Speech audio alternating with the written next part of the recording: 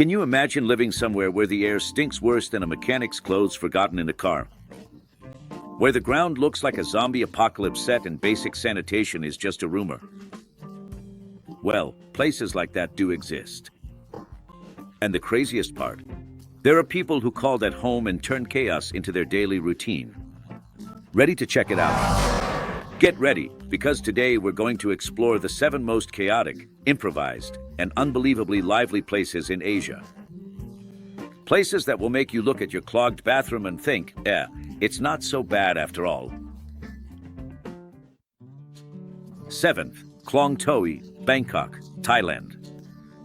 Khlong Toei, one of the most famous slums in Bangkok, but also a place that really makes you think.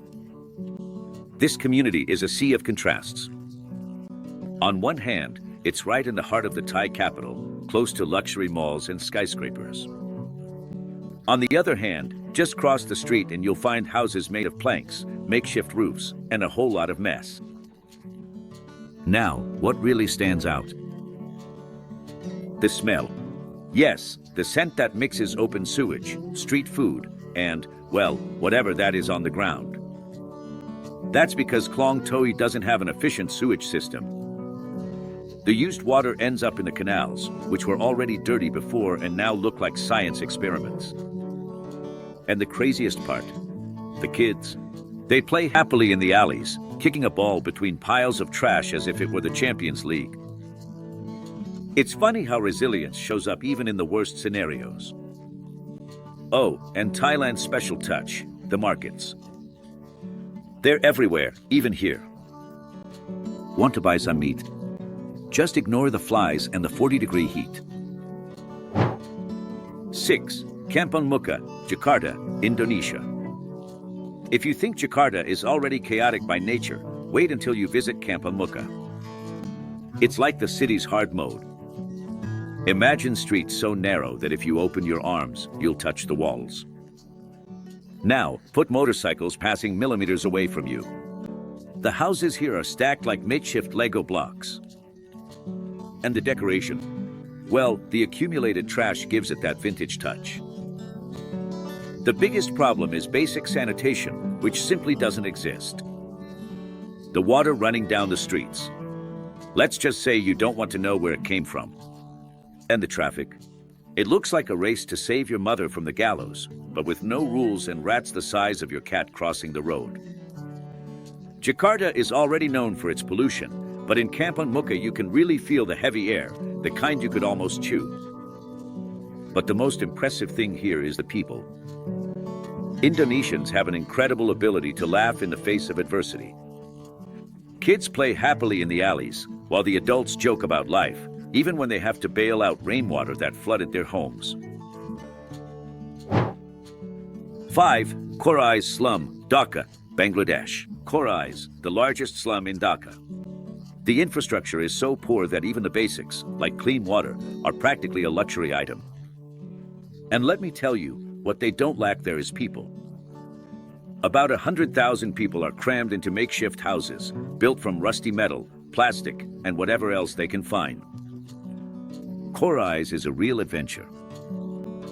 Narrow streets, more like labyrinths, filled with piles of garbage and stagnant water that, depending on the angle, can even reflect the sky. Or is it just the pollution? Residents live with diseases caused by the lack of basic sanitation, and the trash is so ever-present it could practically be granted local citizenship.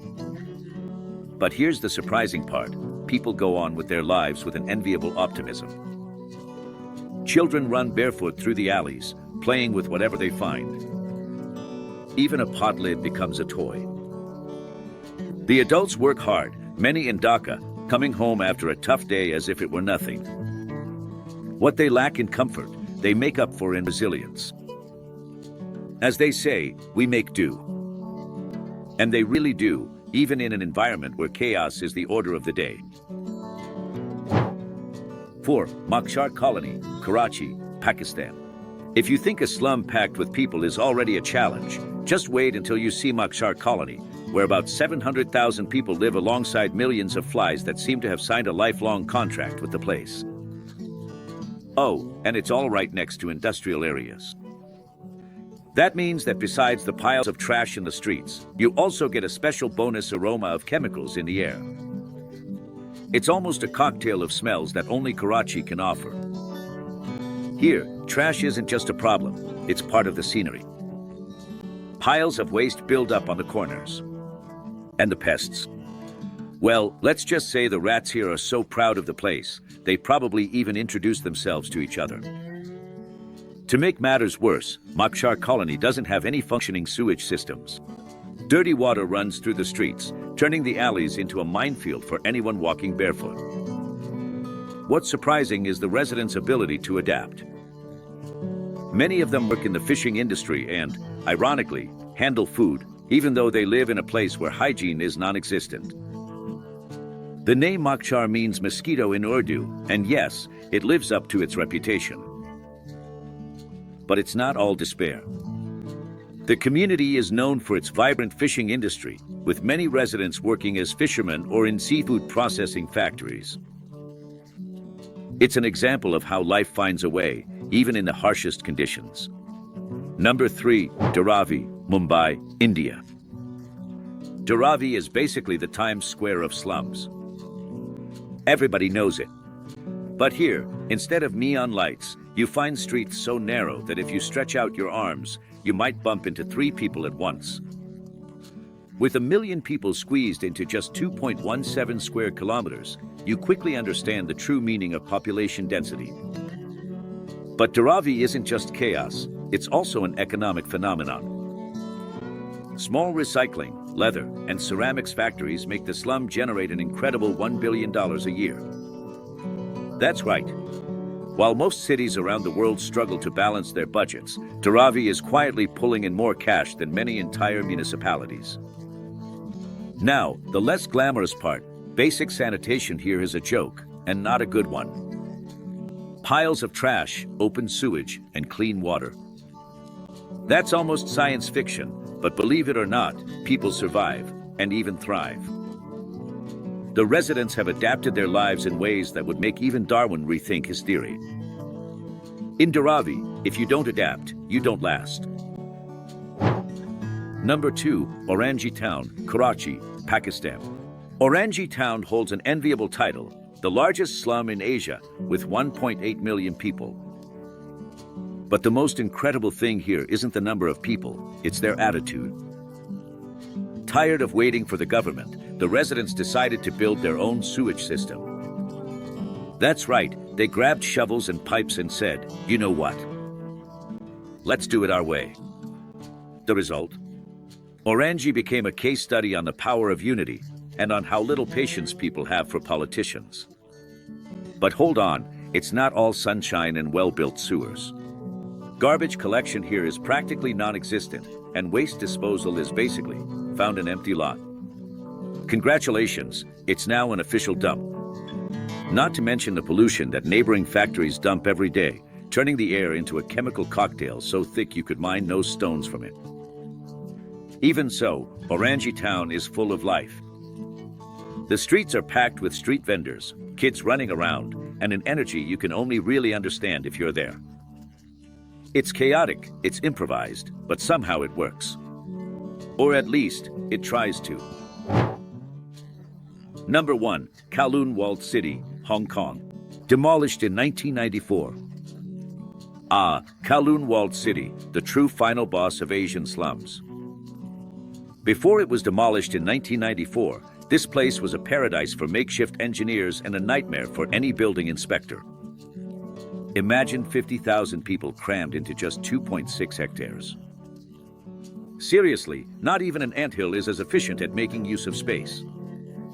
The houses were so stacked up that the place turned into a kind of Frankenstein apartment block, with floors connected by makeshift walkways, stairs made from random materials, and hallways so dark you needed a flashlight even during the day. Ventilation. Only if you counted on the wind from your own breathing. And sanitation. Well, let's just say it existed in the collective imagination. Sewage literally dripped between the buildings, and the accumulated trash was basically part of the decor. If someone told you that rats and pigeons could be found sharing the same room, believe me, it wasn't an exaggeration.